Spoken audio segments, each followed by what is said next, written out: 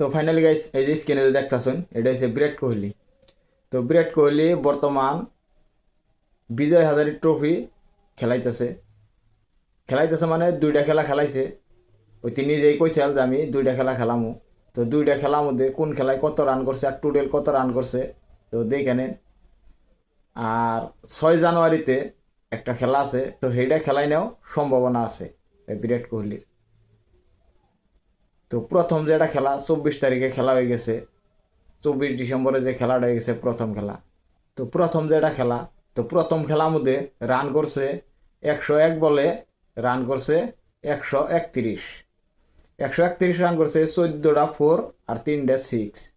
তো দ্বিতীয় যেটা খেলা, ওই খেলাটা খেলাইছে 26 তারিখে, 26 ডিসেম্বরে। 26 ডিসেম্বরে রান করলো 61 বলে 77 রান। তো বিরাট কোহলি বহুত ভালো খেলাইছে। তো যে নেই দেখতেছি হে নেই বহুত ভালো খেলাইবার নিছে। তো আপনারাও দেখছেন যে অস্ট্রেলিয়ায় গেছাল, অস্ট্রেলিয়ায় ফার্স্টের প্রথম দুইটা ম্যাচ খারাপ খেলাইছে, কিন্তু দ্বিতীয় ম্যাচে বহুত ভালো খেলাইছে। আর তারপরে খেলাইলো সাউথ আফ্রিকার লগে। তো সাউথ আফ্রিকার লগে পরপর দুইটা সেঞ্চারি করছে।